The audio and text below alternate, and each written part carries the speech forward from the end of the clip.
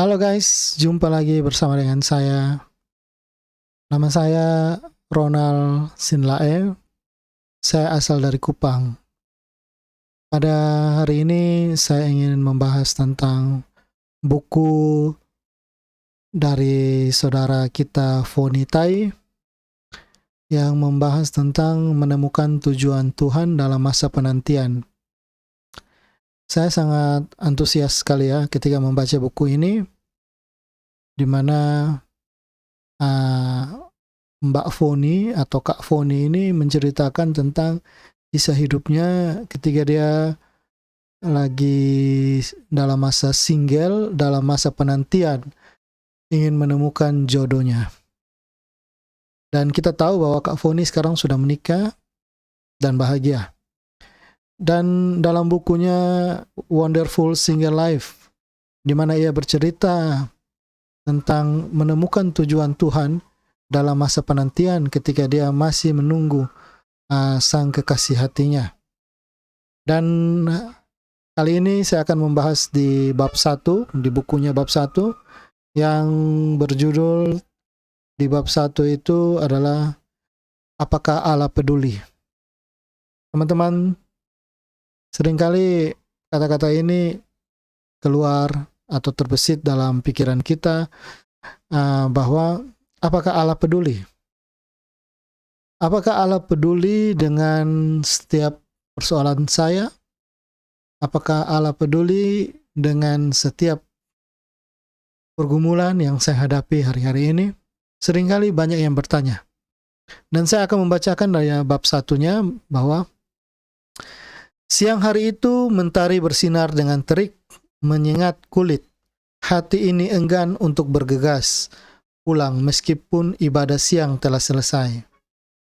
Dalam keramaian jemaat, saya duduk diam terpaku di kursi ibadah. Sejujurnya saya merasa sendirian. Saya telah kehilangan satu persatu teman karib karena mereka telah menikah. Tentu saja saya tak bisa menyalahkan mereka karena mereka telah sibuk dengan urusan rumah tangganya.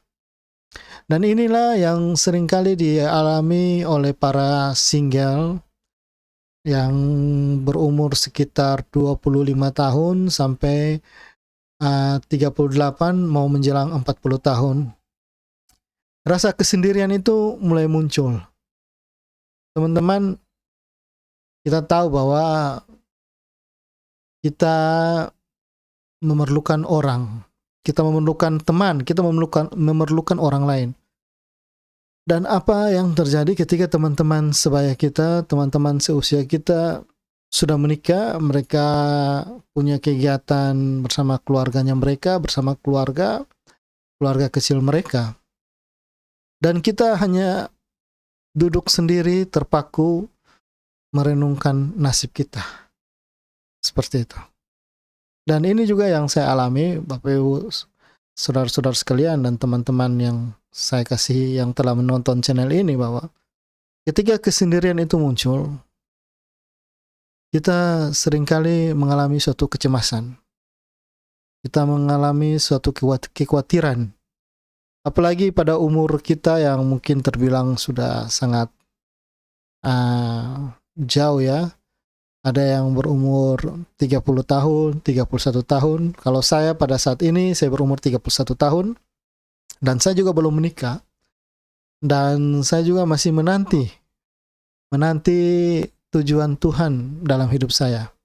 Penantian. Dalam sebuah penantian ini, saya harus menemukan apa tujuan Tuhan dalam hidup saya. Kita akan lanjut membaca lagi dari buku Kak Foni Tai ini. Saya telah kehilangan satu persatu teman karib karena mereka telah menikah. Tentu saja saya tak bisa menyalahkan mereka karena mereka telah sibuk dengan urusan rumah tangganya. Sesungguhnya hati saya yang terdalam juga merindukan hadirnya seorang pria yang dapat menemani melewati manis dan getirnya kehidupan ini. Di dalam bukunya, Mbak Foni ini menceritakan bahwa sejujurnya dia menanti, dia merindukan juga sebuah momen di mana dia bertemu dengan pangerannya, seperti itu. bertemu dengan kekasih hatinya. Tapi apa daya bahwa pada saat dia menulis buku ini, dia belum bertemu dengan kekasih hatinya. Namun kegagalan demi kegagalan yang telah saya lalui membuat hati ini ragu. Akankah hari itu tiba? Seringkali kita mengalami hal-hal di mana dalam membangun hubungan, menjalin hubungan kita gagal. Lalu kita coba lagi dan kita gagal. Kita coba lagi dan kita gagal. Dan akhirnya kita memutuskan untuk, sudahlah, nggak usahlah cinta-cintaan. Sudahlah, single itu happy kok gitu. Sudahlah, tidak usah berurusan dengan laki-laki atau perempuan. Tidak usah berurusan dengan cinta lagi. Tapi sesungguhnya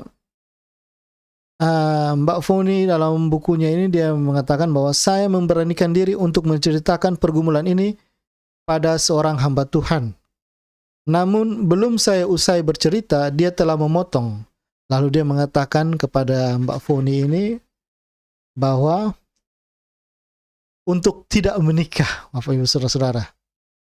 Ketika kita punya pergumulan, ya atau apalagi masalah jodoh, kita punya pergumulan dan kita bercerita kepada seorang hamba Tuhan. Dan ketika kita bercerita, lalu hamba Tuhan ini langsung memotong, langsung cut, langsung dia mengatakan, persiapkanlah dirimu, kamu tidak akan menikah. Apa perasaan teman-teman? Wow, Mbak Foni dalam bukunya dia katakan bahwa saya terkejut. Saya terkejut, terdiam, dan terpaku mendengarnya. Jauh di dalam lubuk hati, saya merasa tidak menerima hal itu. Mengapa? Dulu ketika saya bergumul merindukan agar kedua orang tua saya mau percaya pada Kristus, semua orang mengatakan tunggu waktunya Tuhan. Jangan menyerah, teruslah berdoa. Meskipun saya telah berdoa selama bertahun-tahun, bahkan mendekati 10 tahun, mereka tetap menyemangatiku. Teruslah berdoa dan 12 tahun kemudian, doa itu pun terjawab. Saat ini, ketika saya bergumul tentang kapankah Tuhan akan memberikan pasangan hidup, saya langsung diminta bersiap untuk tidak menikah. Saya tidak habis berpikir, apakah Tuhan benar-benar tidak peduli pada kebutuhan saya akan pasangan hidup. Padahal saat ini, saya belum memasuki usia 30 tahun. Apakah saya sudah terlalu tua untuk menggumulkan hal itu? Memori saya menjelajahi masa silam, saya teringat pada doa-doa yang pernah saya panjatkan. Bertahun-tahun saya melayani, bergumul, dan berdoa untuk pelayanan kaum muda. Saya menyaksikan bahwa banyak hal mustahil yang Tuhan kerjakan melalui pelayanan saya. Tetapi kini, ketika saya berdoa untuk pasangan hidup, seolah-olah saya menemukan sebuah tembok raksasa. Mengapa mereka meminta saya untuk berhenti berharap? Hati saya yang terdalam menjerit keras, Tuhan, apakah Engkau peduli pada perasaan saya? Itulah yang ditulis dalam bukunya Kak Foni dalam Wonderful Single Life. Dia mengatakan, apakah Tuhan peduli? Apakah Tuhan peduli dengan masalah jodoh saya? Apakah Tuhan peduli dengan masalah percintaan saya? Seperti itu. Atau Tuhan lebih peduli dengan hal-hal yang lain gitu. Tuhan mungkin lebih peduli dengan hal finansial saya mungkin.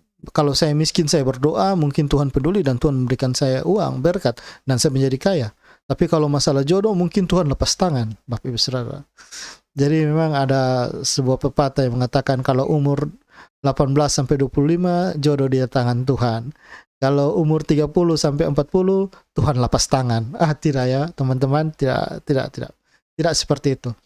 Tuhan selalu peduli apapun pergumulan kita, baik secara finansial kita, baik secara kerohanian kita, baik secara jodoh, Tuhan peduli. Dan saya bertanya-tanya dalam hati, apakah Tuhan hanya mempedulikan semua yang bernilai kekekalan? Apakah Tuhan hanya peduli pada pelayanan dan tidak ada urusan dengan pasangan, yaitu pasangan hidup? Apakah karena di surga kelak tidak ada lagi pernikahan, itu sebabnya Allah tidak peduli pada pernikahan? Hati saya menjerit, air mata saya pun mengalir. Ketika kita bertanya apakah Tuhan hanya peduli dengan urusan kekekalan, apakah Tuhan itu hanya berbicara soal surga dan surga saja? Apakah Tuhan tidak berbicara soal hal-hal duniawi seperti makan dan minum? Apakah saya salah jika merindukan seorang pasangan yang mencintai saya dengan tulus? Apakah saya salah jika saya merindukan memiliki pasangan hidup seperti yang lainnya? Ketika saya bergumul tentang pelayanan, banyak orang yang peduli. Tetapi ketika saya menjerit dalam kekelaman, dengan hati yang hancur, para guru Injil hanya meminta saya untuk berhenti berharap. Seolah-olah mereka mengatakan, lupakanlah hal itu dan kembalilah dalam pelayanan karena itulah yang terpenting. Ya, tidak terlalu banyak orang yang peduli pada mereka yang masih hidup lajang di usia dewasa. Kelompok ini seolah-olah tidak penting bagi gereja. Itulah sebabnya ada banyak pemuda yang menghilang dari gereja, entah karena pindah gereja ataupun pindah agama, karena mengikuti calon suami atau istrinya. Di dalam pergumulan dan jeritan hati, akhirnya saya menemukan jawaban. Saya yakin Tuhan peduli pada kebutuhan saya akan pasangan hidup. Mengapa? Karena pernikahan adalah lembaga yang Tuhan ciptakan. Pernikahan adalah ide Tuhan, Dia sendiri yang menciptakan. Pria dan wanita, dialah yang membiarkan Adam menyadari bahwa dia tidak menemukan penolong yang sepadan. Dialah yang membiarkan Adam menyadari bahwa dia tidak menemukan penolong yang sepadan. Tuhan sendiri yang berkata bahwa tidak baik jika manusia itu sendirian. Itu sebabnya Tuhan menciptakan Hawa untuk Adam. Saya, yaitu Kak Fonitai, tahu bahwa perkataan tidak baik bahwa manusia itu sendirian adalah menunjuk pada manusia yang diciptakan sebagai makhluk sosial. Dan bukan kartu mati bahwa manusia harus menikah. Namun yang ingin saya tekankan adalah ketika kita menjerit, Tuhan, aku butuh pasangan hidup. Tuhan mengerti dan Dia peduli. Jadi kalau sampai pada saat ini teman-teman masih bertanya, apakah Tuhan peduli? Yes, Tuhan sangat peduli. Apapun pergumulan kamu, Tuhan sangat peduli. Ketika kamu bergumul tentang pasangan hidup, Tuhan menjawabnya. Tuhan akan mengirimkan pasangan hidup, kekasih hatimu, pujaan hatimu, untuk dipersatukan dalam pernikahan yang kudus. Tuhan sangat peduli. Tidak ada sejengkal pun dalam hidup kita yang terluput dari perhatian Tuhan. Dia bukan hanya Tuhan yang Maha Tahu dan Maha Kuasa, tetapi Dialah Tuhan yang Maha Kasih. Allah adalah kasih, Dia mengasihimu dan diriku. Ketika saya menelusuri kisah kehidupan Tuhan Yesus, saya menemukan bahwa ada beberapa mujizat yang Tuhan lakukan hanya untuk memenuhi kebutuhan fisik yang bersifat sementara. Jadi kalau orang mengatakan bahwa Tuhan hanya peduli dengan urusan-urusan rohani atau urusan-urusan yang bersifat kekal, mungkin kita sedikit salah dalam menilai. Tapi dalam cerita bahwa dalam Injil, seringkali kita dapati bahwa Tuhan juga ikut campur dalam kebutuhan-kebutuhan jasmani. Tuhan tak pernah lepas tangan. Di dalam buku ini diceritakan bahwa mujizat Tuhan yang pertama-tama mengubah air menjadi anggur. Ya, masalah anggur hanyalah masalah di sebuah perkawinan yang tidak ada hubungannya dengan kekekalan. Betul, tidak ada hubungan dengan kekekalan. Tetapi untuk urusan anggur dalam sebuah pernikahan saja, Tuhan mau melakukan mujizat. Kalau kita bicara bahwa Tuhan hanya melakukan hal-hal yang bersifat supranatural dalam kekekalan, tapi kenapa Tuhan mau mengubah air menjadi anggur di urusan pernikahan? Berarti Tuhan juga peduli dengan sebuah pernikahan. Kalau dalam sebuah pesta anggurnya habis, Tuhan peduli. Ini urusan pesta, Bapak Ibu Saudara. Bukan urusan, ya kalau kita tahu ya, saya hidup di Tanah Timur dan punya kisah di Tanah Timur ini bahwa di kota Soe pernah terjadi suatu mujizat di mana air berubah menjadi anggur. Waktu itu mereka mau perjamuan kudus, lalu tidak ada anggur. Dan terjadilah mujizat seperti itu. Nah, itu bersifat sakramen, sakral dalam hubungan mau perjamuan kudus di gereja. Tetapi dalam cerita dalam Injil bahwa Tuhan Yesus merubah air menjadi anggur dalam sebuah pesta pernikahan di Kana. Dan ini sangat luar biasa. Dalam peristiwa ini bahwa ternyata Tuhan juga mempedulikan tentang urusan anggur dalam sebuah pernikahan. Dan Tuhan mau mengadakan mujizat. Berikutnya untuk urusan perut, Bapak Ibu Saudara-saudara. Jika kita mengatakan bahwa Tuhan hanya peduli dengan urusan-urusan kekekalan atau rohani-rohani saja, tetapi ternyata dalam urusan perut juga Tuhan perhatikan kita, Bapak Ibu Saudara-saudara, teman-teman sekalian. Ketika perut 5.000 orang laki-laki yang mendengarkan Tuhan Yesus berkhotbah di atas bukit, Tuhan juga turun tangan untuk mengadakan mujizat. Padahal manusia tidak akan mati jika tidak makan hanya satu malam saja. Tetapi Tuhan mau melakukan sebuah mujizat di mana memberikan makan 5.000 orang pada saat itu. 5.000 orang itu hanya terhitung laki-laki saja, belum perempuannya. Padahal manusia tidak akan mati jika satu malam saja tidak makan. Seperti itu. Itulah yang disarankan oleh para murid kepada Tuhan Yesus. Tetapi Tuhan Yesus mengatakan bahwa beri mereka makan. Ketika murid-muridnya berkata kepada Tuhan Yesus, Tuhan suruh saja mereka pulang. Mengapa? Selain tidak mungkin memberi makan 5.000 orang, toh mereka juga tidak akan mati kalau tidak makan sehari. Tetapi Tuhan Yesus menolak usulan para murid-muridnya dan berkata, kamu harus memberi mereka makan, sobat. Untuk urusan perut saja, Tuhan peduli. Bagaimana mungkin dengan urusan pasangan hidup kita? Tuhan menutup mata, sangat tidak mungkin. Apa Tuhan menutup telinganya ketika kita berdoa meminta pasangan hidup? Sangat tidak mungkin. Karena untuk urusan perut saja, Tuhan peduli. Biarkan saya terus-menerus mengalami patah hati. Seringkali kita bertanya begitu. Kok saya ini seringkali dipatah hati sih? Gitu. Seringkali patah hati. Apalagi kalau yang sekarang tuh lebih terkenal ghosting. saya itu kok suka sekali di ghosting gitu. Mereka sering datang, kenal, udah chat, udah telepon-teleponan, tiba-tiba menghilang seperti itu. Tukang ghosting sih mereka gitu. Dan kita akhirnya bertanya, kenapa Tuhan membiarkan itu terjadi?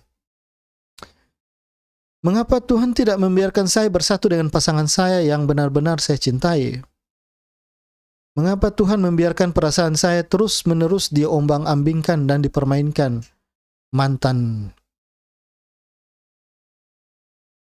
Mengapa saya dicampakkan dan hianati? Mengapa saya tidak kunjung bertemu dengan cinta sejati? Mengapa saya dan saya? Selalu kita bertanya seperti itu.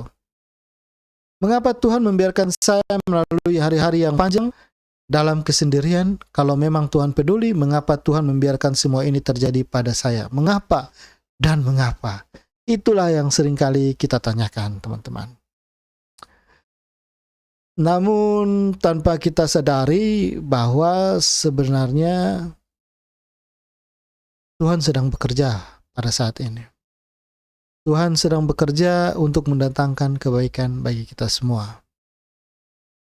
Oleh karena itu kita tetap percaya bahwa Tuhan sanggup menolong kita.